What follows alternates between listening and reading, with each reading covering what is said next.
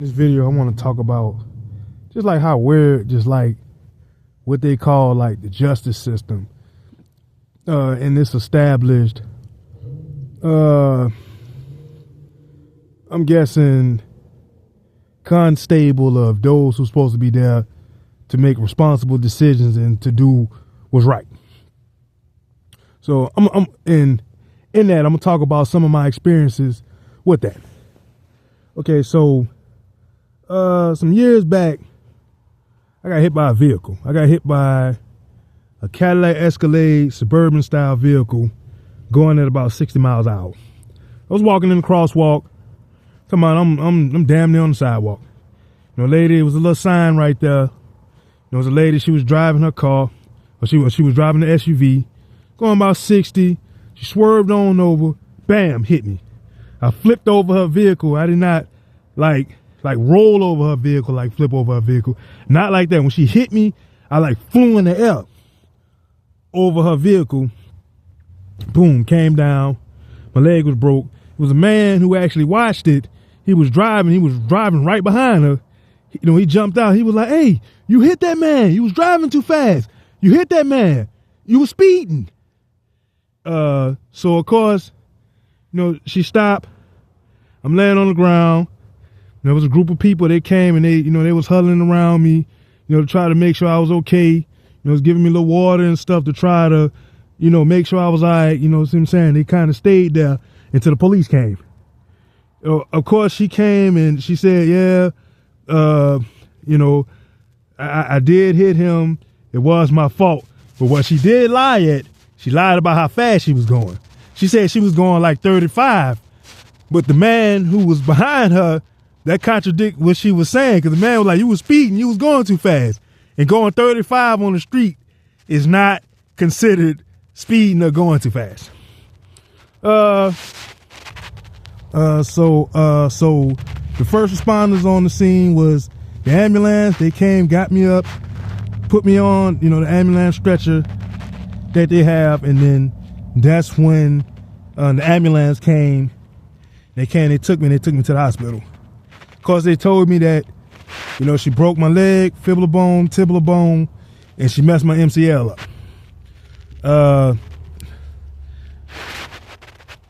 And unfortunately for myself, I did not have insurance at the time, so you know how it is here, in the country that I'm in, the international jurisdiction that I'm in.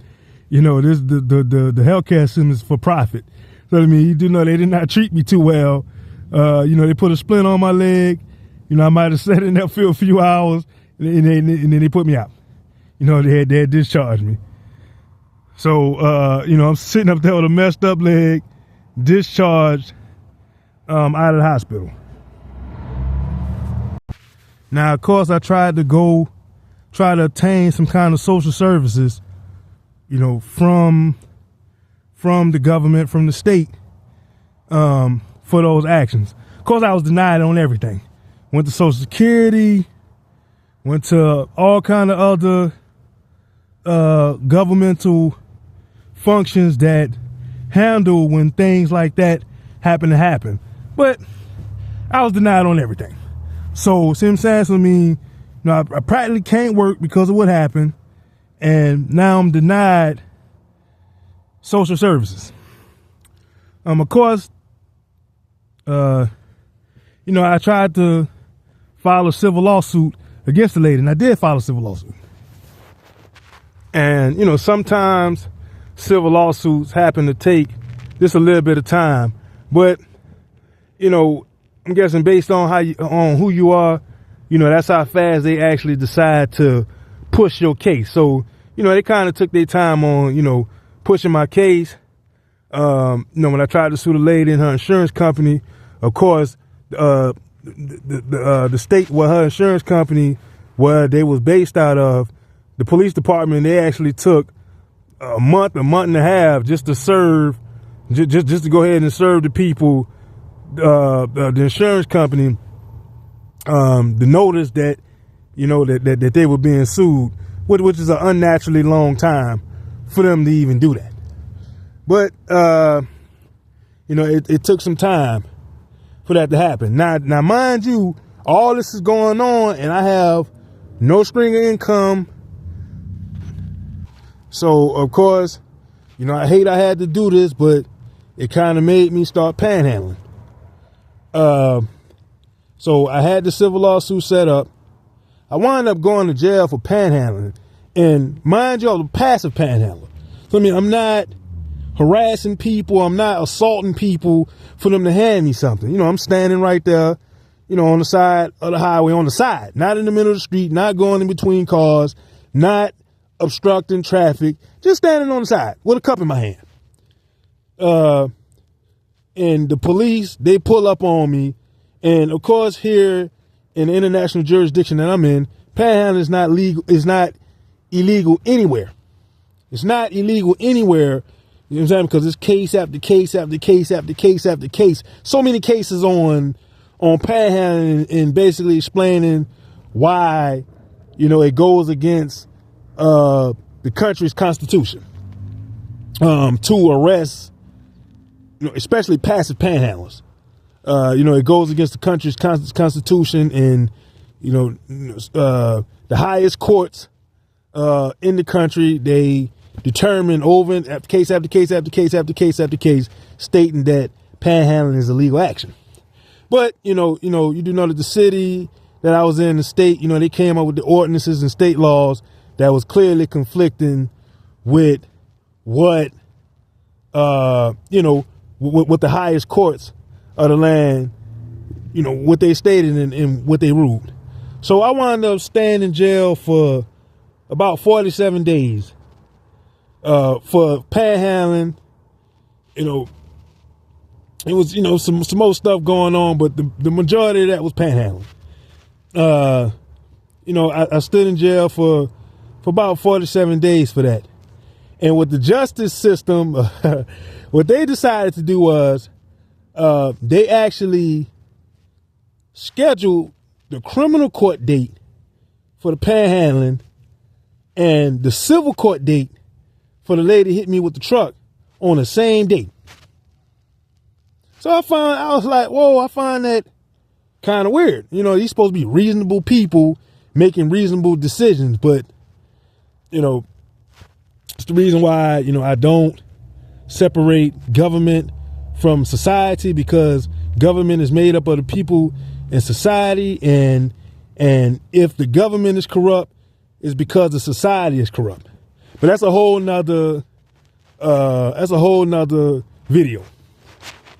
And so that means because of that happened, of course the courts made a default judgment against me. Now at this point, once I was released from incarceration for that, you know, it kind of forced me to go get an attorney. And I went on over to this attorney, and, you know, she made it seem like she really was going to give me some help, and she was going to do what she had to do. She was going to put her best effort into doing this. And this lady here, you know, she was a pretty heavy attorney because she was a former judge. She was on the bench for like 20 something odd years. She was a Superior Court judge. So obviously, you know, she had some pull in the system, or at least I would think. So, you know, she wasn't really working too hard for me. She wound up getting me like $11,000 or something for that. And that money came, and how she gave it to me $5,000 the first time, and then it was $6,000 maybe like a few months later. But you know, she basically was dragging her feet for whatever reason. I don't know why. I don't know what kind of backdoor talks or conversations people was having concerning this. But, you know, there's a lot of just weird stuff going on. Also, I did not get that $11,000 settlement until like a year and a half after that happened. So, you know, I kind of found it kind of weird. You know, a lot of the delay came from the justice system, you know, supposed justice. And, you know, I don't know what kind of system that calls themselves justice, with justice stamped all over them, behaving in that manner. You know, I had no social support from nowhere. I would have rather the lady not hit me with the truck and she allowed me to just go past. Because again, from my understanding of how this could be some, dealing with the society sometimes and dealing with, these governmental institutions that's set up by the society, I do know that sometimes, they're not logical. Like, so I'm thinking to myself, I wish she would have, let me walk past, and this was not a chapter in my life. That's what I would have rather. Not no get rich quick scheme. No, I'm about to try to scam the insurance company just so I can make some money real fast. No. Because why would I want to do such actions, throwing my body in the way, to try to basically get a quick check? It was nothing about that. Now, I'm going to tell you something about the city where this happened at. So, I'll go walk.